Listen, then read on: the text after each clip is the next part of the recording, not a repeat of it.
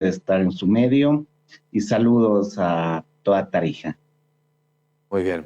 El caso que llamó la atención de una juez que se tomó atribuciones aparentemente prevaricadoras a raíz de que anuló una orden de aprehensión contra Evo Morales y remitió el caso a Cochabamba. ¿Qué se pudo conocer detalles de este tema? Bueno, pues en el caso de la juez Moreno, quien ya guarda prisión preventiva en Santa Cruz, es necesario identificar en su proceder dos momentos específicos. Un primer momento que se dio en octubre del año pasado en Santa Cruz, cuando ella resuelve una acción de libertad postulada por el señor Morales. Y un segundo momento, motivo por el cual ahora está con prisión preventiva, es de hace unos días atrás, la anterior semana, cuando resuelve un recurso de queja cuyos resultados ya todo el mundo sabe. El Ministerio de Justicia y alguna diputada, creo que es la diputada Luciana Campero, interponen la denuncia en relación a este segundo momento. Y se arma todo un movimiento jurídico, policial y demás.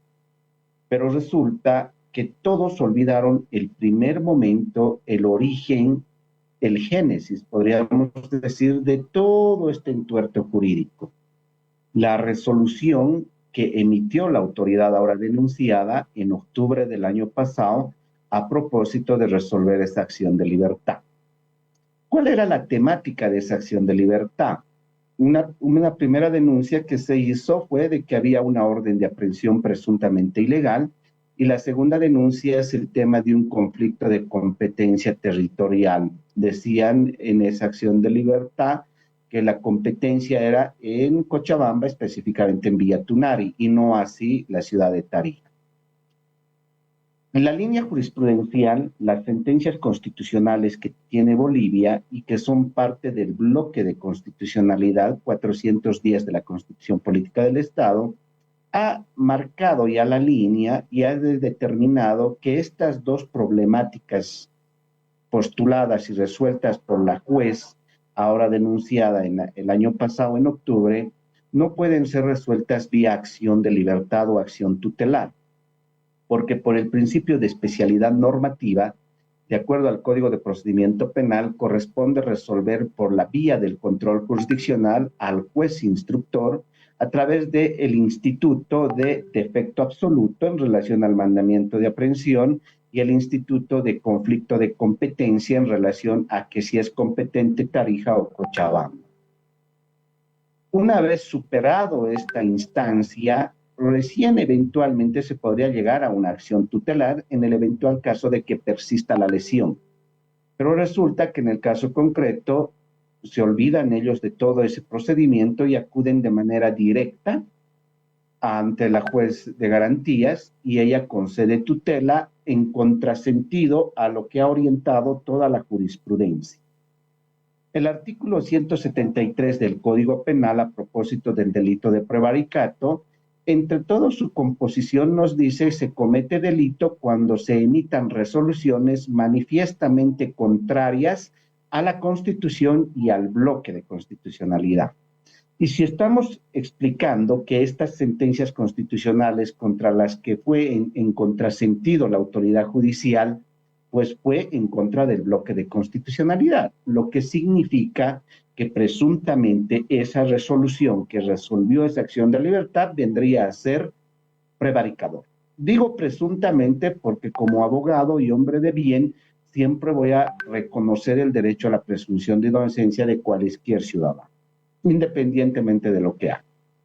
Ahora, otra de las reglas de competencia que está en el artículo 49, sí, el 79, en el artículo 49 del Código de Procedimiento Penal, en su numeral 3, nos dice que las autoridades son competentes en el ámbito territorial donde se encuentra la prueba material o se descubra la prueba material.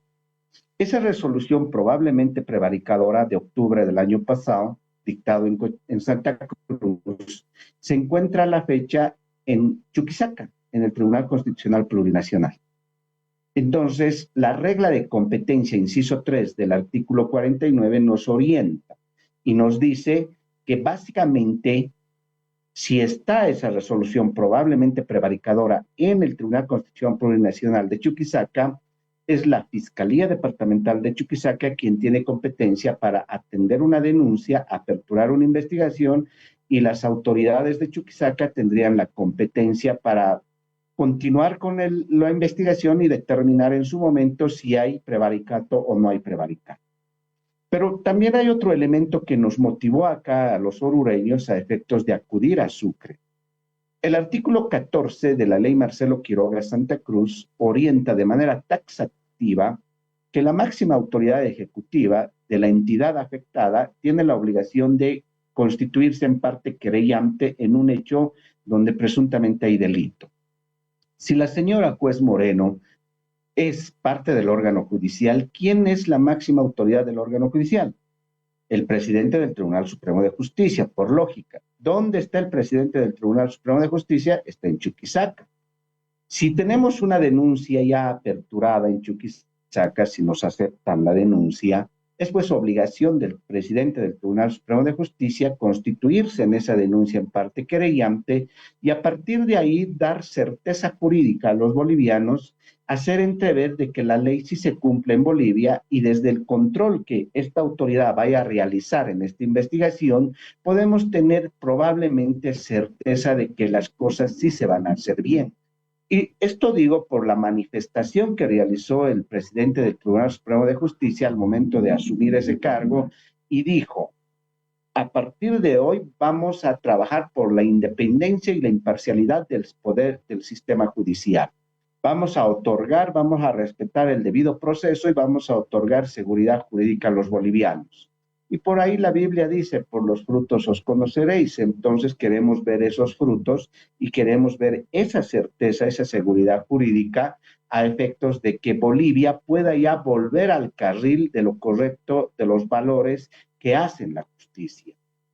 Porque lamentablemente de un tiempo a esta parte hay una especie de acto circense en la justicia, un circo judicial, porque un juez anula un mandamiento, otro juez lo restituye. Al parecer, ¿quién tiene la razón? Los bolivianos decimos, caramba, o es el uno o es el otro, cuando la ley es una sola para todos y tendría que aplicarse tanto en La Paz, Santa Cruz, Cochabamba, Oruro, Potosí, Tarija, uniformemente. Pero al parecer no sucede eso. En consecuencia, nuestra motivación principal para poder aperturar esta denuncia es, primero, atacar el origen de todo este problema, que es esa resolución de octubre del año pasado. Segundo, determinar si evidentemente esa resolución es prevaricadora o no.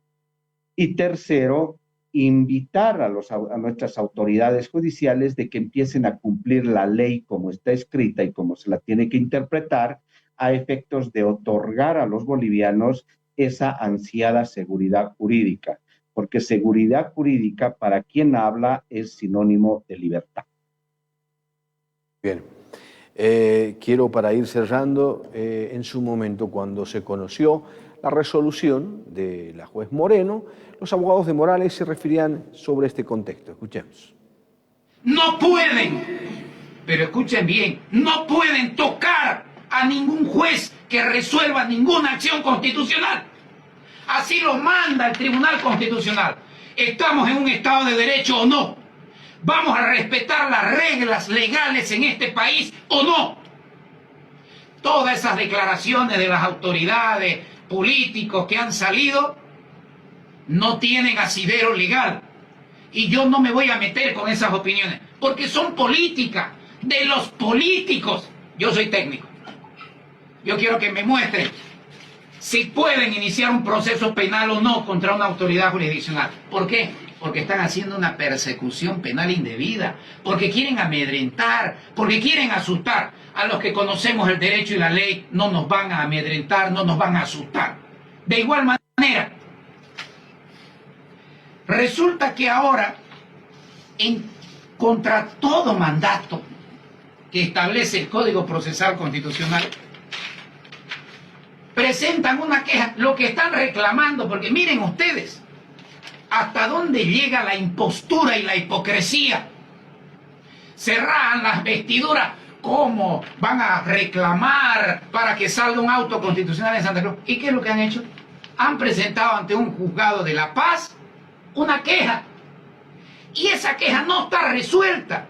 Han emitido un decreto recién pidiendo se eleve informe, y en ese decreto de manera prevaricadora, sin fundamentar, mire, en esta parte de 1, 2, 3, 4, 5 líneas, en 5 líneas, sin que haya congruencia, es decir, sin que haya fundamentación, sin que haya motivación, ¿no?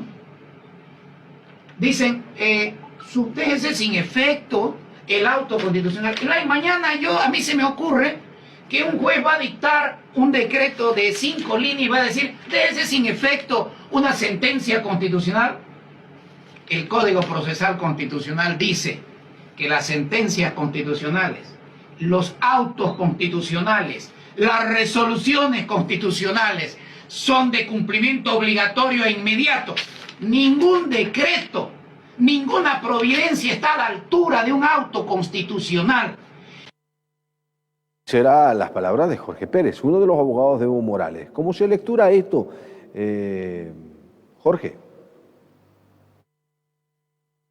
Aló. Benjamín. ¿Cómo se lectura lo que acaba de decir Jorge Pérez? De que los jueces de garantías son intocables. Ya. Partiremos de la segunda apreciación del abogado del señor Morales. Y él presume de ser un abogado técnico. Un abogado técnico entiende lo siguiente.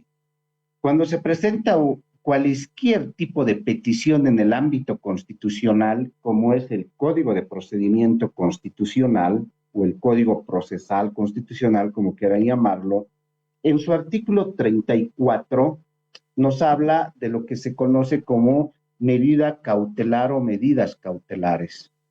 Lo que se hizo en la ciudad de La Paz es dictar una medida cautelar. Y las medidas cautelares tienen como propósito suspender la ejecución de cualquier acto presuntamente ilegal o abusivo o arbitrario. Entonces, lo que pasó en la ciudad de La Paz, el juez, que también está siendo investigado por el Consejo de la Magistratura, y le explico más adelante, ese juez que dictó esa medida cautelar, lo único que dijo, y no necesitaba más allá de fundamentar técnicamente en base al artículo 34 del Código Procesal Constitucional, se deja en suspenso la ejecución de la decisión de la autoridad de allá de Santa Cruz. Entonces es una medida cautelar que cualquier jurista técnico o hasta el estudiante de tercer año de la Escuela de Derecho conoce, porque allá se lleva Derecho Constitucional, que la medida cautelar se la resuelve así en resumido con un decreto, porque es una medida precautoria, cautelar. Entonces, lo que no han explicado los abogados del señor Morales, que esa resolución viene producto de una medida cautelar. Primera cuestión. Segunda cuestión, y es por eso que yo les decía, al parecer vivimos en actos circenses de la justicia. Relativamente comparto el criterio con el abogado que habló, porque no es posible que en Santa Cruz anulen un mandamiento y demás, y en La Paz lo restituyan a través de acciones similares. Porque lo que presentaron los abogados del señor Morales allá en Santa Cruz es un recurso de queja en este segundo momento.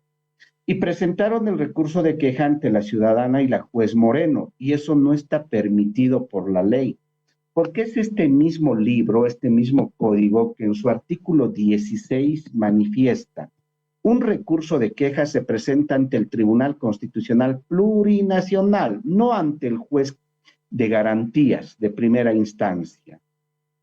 Y solo se opera un recurso de queja cuando la resolución constitucional tiene calidad de cosa juzgada. ¿Y cuándo tiene calidad de cosa juzgada? Cuando el Tribunal Constitucional se pronuncia sobre esa resolución. Y en el caso concreto, hace minutos le acabo de explicar que esta resolución todavía está en revisión en el Tribunal Constitucional Plurinacional, lo cual no le da la calidad de cosa juzgada y consecuentemente es imposible acudir a un recurso de queja por mandato del artículo 16. Cuando se dice, por el abogado que hace rato habló, y se dice, no, toda resolución constitucional es de cumplimiento inmediato conforme el 256 o algo así. Estoy de acuerdo. La juez que resuelve una acción tutelar, la ley también, esta ley que es tan sabia, le da también ciertas facultades, pero a partir del artículo 40 del Código Procesal Constitucional, y que simplemente le dice, usted no puede resolver un recurso de queja, pero sí puede conminar a las autoridades contra quienes se ha accionado a que cumplan su decisión y puede ordenar el uso de la fuerza pública, más no. O sea, le da dos posibilidades, conminar y usar la fuerza pública, pero no resolver un recurso de queja. Entonces, yo no sé quién es el técnico o el que no tiene técnica. La técnica solo es cuando aplicamos la ley y conforme está escrita en la ley. Y por último, cuando dice, no, las sentencias constitucionales, primero, ¿qué sentencia constitucional? Si la tiene en la mano, que nos dé por lo menos el número. Dicen que no se puede tocar a un juez que resuelve una cuestión de acciones de orden constitucional. Eso es más falso que la F misma, porque en el sistema de derecho, en un sistema de derecho no hay regímenes de inmunidad. Ni siquiera los asambleístas, antes congresistas, parlamentarios, ya tienen ese régimen de inmunidad cuando cometan actos delictivos. Y es ahí que tenemos a muchos diputados que están ahora, en algún momento han cometido acto delictivo y han sido procesados y algunos hasta en la cárcel. Bien. Doctor, se me acabó el tiempo, perdón que le corte, doctor. Perdón que le corte, se me acabó el tiempo. Muchas gracias, doctor. Ha sido un gusto conversar con usted. Buenas noches. Las gracias a usted. Que esté bien, pues. Muy bien. Vamos a conectarnos rápidamente con la vocal Ivonne Martínez, que ya está con nosotros, para poder hablar del calendario electoral rumbo a estas elecciones generales de este 17 de agosto. Vocal, buenas noches. Gracias por la espera. Muy buenas noches, Never. Evidentemente, se agradece la cobertura para poder informar a la población sobre esta temática ya del calendario electoral que se encuentra en curso y corresponde indicar que estamos con bastante energía en el Tribunal Electoral realizando diferentes actividades que ya han comenzado a ejecutarse de manera importante en esta actividad. Muy bien. Tengo esta imagen para mostrar, se trata de la habilitación de las encuestadoras que justamente se habrían habilitado en las últimas horas. Háblenos de esta etapa, por favor, porque hasta ayer había la duda todavía decir si es que es posible comentar encuestas en esta etapa, no es posible.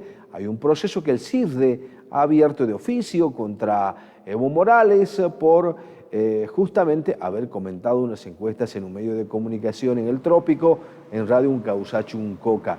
Situación que podría configurarse un delito electoral. Veamos la imagen, por favor, del deber, que dice respecto justamente a la habilitación de estas empresas encuestadoras. El Tribunal Supremo Electoral habilita 18 encuestadoras y 89 medios de comunicación para difundir estudios de opinión. ¿Qué significa esta etapa tan importante? Bueno, evidentemente dentro del calendario electoral nosotros tenemos una etapa de registro de medios de comunicación que son los encargados de difundir. Evidentemente, para analizar este caso, el Tribunal Supremo Electoral va a tomar en cuenta algunas variables. Entre esas variables tenemos quién ha emitido la información, quién por qué medio se lo ha hecho, si es un medio autorizado, si es un medio registrado en el tribunal, porque no todos los medios pueden emitir información electoral. Eso está establecido en la normativa electoral y también en qué época se está realizando, si está dentro del plazo establecido. Son bastantes variables que el Tribunal Supremo Electoral va a realizar en los próximos momentos, en los próximos días, se entiende, después de la denuncia que se ha presentado, y serán ellos los que van a determinar si es que ha habido una infracción o no. Y en caso de que sí se hubiera dado, obviamente va a haber una sanción. Uh-huh. ¿Qué les faculta la habilitación a estas empresas encuestadoras? Las empresas encuestadoras tenemos nosotros en el desarrollo del proceso electoral, tenemos bastantes procedimientos, reglamentos y toda actividad electoral, tanto elaboración de encuestas, difusión de propaganda, campaña electoral, inscripción y registro de medios de comunicación, todo está reglamentado y está sujeto a requisitos establecidos. En ese sentido, también este tema de las encuestas está bastante, digamos, monitoreado por el Tribunal Supremo Electoral para que la información que se emite en materia electoral, si es que va a tener el aval de lo que es el órgano electoral, tiene que estar lo suficientemente garantizada. En ese sentido, si es que no existe esta garantía, obviamente será esta institución la que va a emitir la evaluación, los informes técnicos legales, y se emitirá lo que viene a ser una sanción. No obstante, todavía está en una etapa de revisión. Muy bien. ¿En qué etapa del calendario electoral nos encontramos, doctora? Bueno, es muy relevante indicar que el día de ayer ha concluido, después de 20 días, el empadronamiento. Este empadronamiento se desarrolla como una de las primeras actividades hito en todo calendario electoral. Y el empadronamiento implica que bajo ese número de personas empadronadas se saca un total de personas que van a emitir su voto. Sobre esa cantidad de personas ya se empiezan a considerar la cantidad de papeletas que se van a imprimir, la cantidad de mesas que se van a poner en los asientos electorales, en los recintos electorales. También se desarrolla lo que vienen a ser las rutas electorales y también la cantidad de material electoral que se va a comprar, que se va a consolidar en este proceso. Todo esto está sobre la base de esa cantidad de personas que están habilitadas y que están empadronados hasta el día de ayer. El día de ayer ya se cierra lo que viene a ser el registro de las personas para la emisión de su voto el 17 de agosto. Posteriormente a eso, si es que las personas van a empadronarse, cumplen años, digamos, en el mes de junio, julio, obviamente pueden empadronarse, no obstante, no van a estar habilitados para emitir su voto en el mes de agosto. Y en ese sentido, corresponde indicar que no se amplía el plazo se pensaba que se iba a ampliar unos días más. Eso no aplica en un calendario electoral porque los días, las fechas están consolidadas, y al ampliar un plazo implicaría mover todo el calendario, inclusive la fecha del proceso eleccionario, y como no se puede hacer esto, se garantiza que el proceso del día de la elección va a ser el 17 de agosto. Y ahora estamos a la fecha de la consolidación del listado de personas habilitadas e inhabilitadas que van a emitir su voto. Muy bien. Doctora Ivonne, ¿cuántas etapas más nos quedan y cuál es la etapa siguiente más importante que viene dentro de este calendario? Bueno, al momento ya estamos a pocos días de que inicie la etapa de la inscripción de candidaturas. Es una de las etapas hito porque también es de bastante expectativa de la ciudadanía. Una vez que se consolide esta etapa, también viene una etapa de impugnación de las candidaturas una etapa de observaciones, de verificación de los requisitos de las personas que se están presentando a las diferentes candidaturas para el 17 de agosto. Posteriormente sale una lista, podemos decir oficial. No obstante, se pueden presentar impugnaciones a las candidaturas, inclusive de manera excepcional, hasta 3 días antes del proceso electoral. A pesar de que las papeletas ya hasta esa fecha van a estar impresas, se indica que es de manera excepcional, porque toda persona, toda ciudad, todo ciudadano, toda organización política, organización de la sociedad civil, puede observar las candidaturas. Sabemos que se va a presentar una gran cantidad de candidatos titulares, de candidatos suplentes para este proceso electoral.